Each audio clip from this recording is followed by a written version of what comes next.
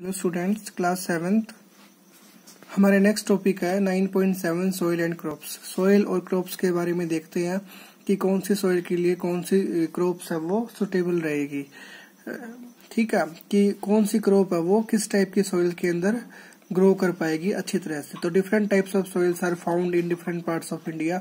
जितनी भी different types की सॉइल है हमारे पास, जैसे ब्लैक सॉइल है, लोमी सॉइल है, सैंडी सॉइल है, ठीक है, क्ले सॉइल है, वो डिफरेंट पार्ट्स में मिलती है इंडिया के। In some parts there is clay soil, in some parts there is loamy soil, while in some other part there is sandy soil.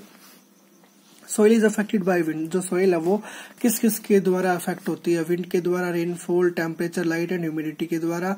और these are some important climatic factors which affect the soil profile, जो कि soil की profile को क्या करते हैं, ये effect करते हैं। ठीक है, and bring change in the soil structure, जिसकी वजह से सॉइल का जो स्ट्रक्चर है वो चेंज हो जाता है। ठीक है, क्लाइमेट की वजह से, ह्यूमिडिटी की वजह से, रेनफॉल की वजह से।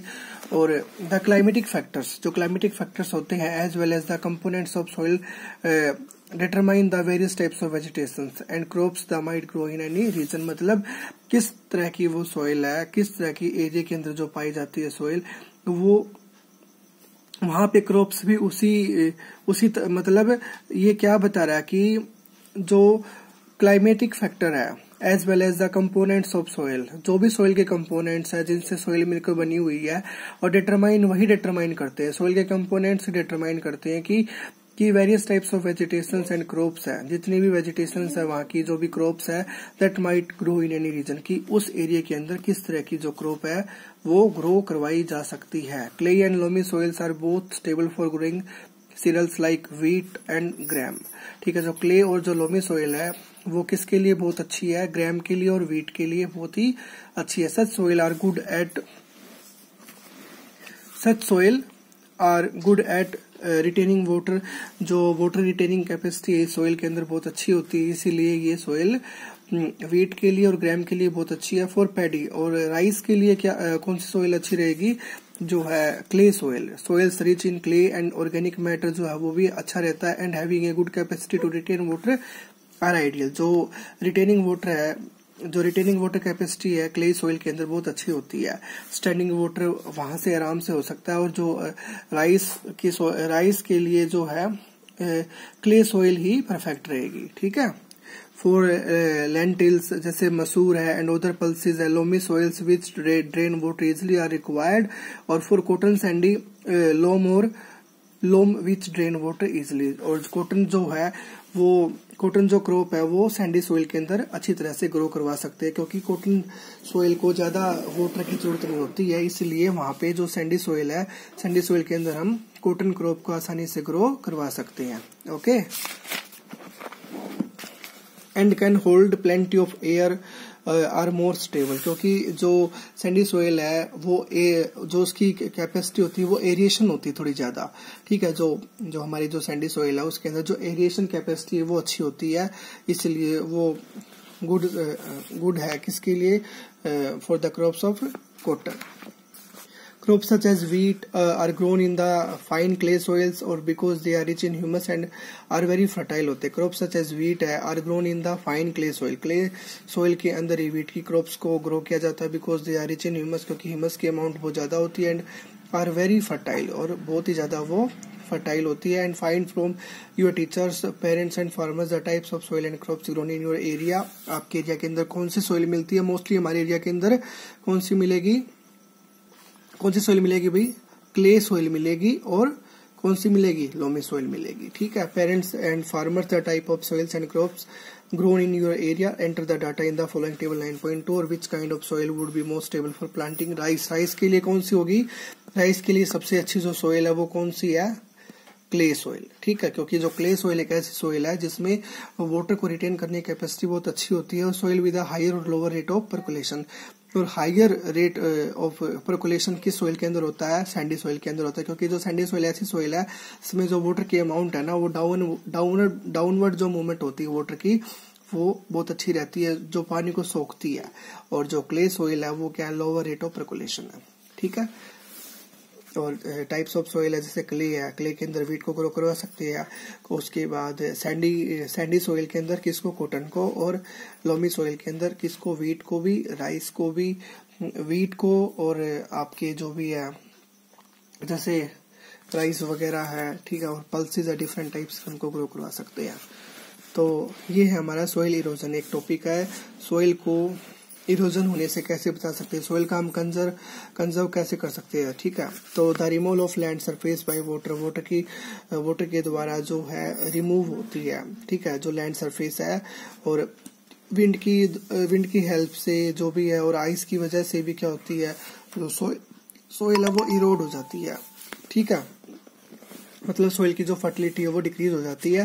Plant roots family bind the soil, जो प्लांट्स की जो रूट होती है सॉइल को क्या करती है, बाउंड करके रखती है। In the absence of plants नहीं होंगे तो सॉइल बिकम्स लूज, वो लूज हो जाएगी। So it can be removed by wind and flowing water, ठीक है, और वो पानी के साथ क्या है वो बह सकती है। सॉइल जो अपर लेयर होती है सॉइल की वो बह जाएगी, क्योंकि वही वो ज्यादा क्या है, वो फर्टाइल तो वही होती है, और फर्टाइल सॉइल ही बह जाएगी तो क्या बचेगा, कुछ भी नहीं।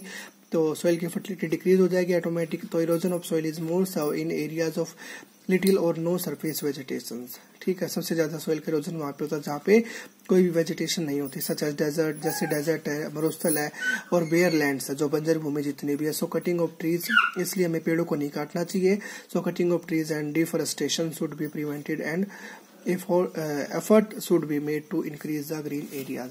हमें ज्यादा से ज्यादा हमें ग्रीन एरियाज ही रखना चाहिए अपने सराउंडिंग में, ठीक है। और डिफॉरेस्टेशन क्या, डिफॉरेस्टेशन प्रिवेंटेड।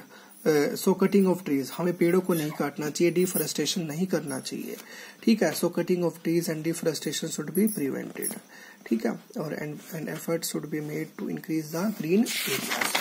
तो ये एक केस स्टडी इसमें पढ़ते हैं। John, Rashida and Radha went to Leeladhar दादा, वो लीलाधर दादा के पास जाते हैं तीनों बच्चे, और दादा एंड संतोष मालविया के पास जाते हैं, ठीक है।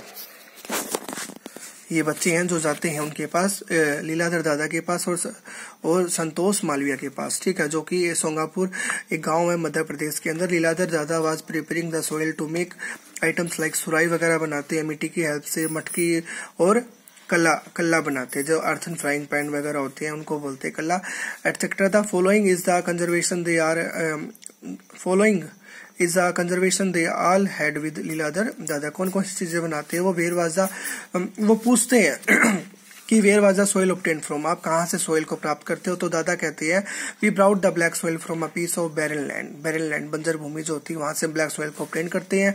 How is the soil prepared, आप सॉइल को कैसे प्रिपेयर करते हो। दादा कहते हैं dry soil will be placed in large tank and would be clean of pebbles, कंकड़ पत्थर जो होते हैं वहां से रिमूव करते हैं। और after removing this things the soil will be soaked for around 8 hours के लिए उसको सोक्ड के लिए रखते हैं। और this soil would be knead, उसके बाद उसको गूंथते हैं। आफ्टर मिक्सिंग होर्स डंग, ठीक है, होर्स डंग मिला के उसको गूंथते हैं। और the knead soil would be placed on the wheel, उसके बाद उसको व्हील के ऊपर रखते हैं जो गुथी हुई जो सॉइल होती है, एंड गिवन अप्रोप्रिएट शेप, फिर उसको एक शेप देते हैं जो भी चीज बनानी होती है। The final shape is given with hand, हाथों के द्वारा दी जाती है फाइनल शेप। और द आइटम्स और coloured after 3 days of drawing, ठीक है, उसको सुखाने के 3 दिन के बाद उस पर कलर करते हैं। और all the items are baked at high temperature after drying in the air.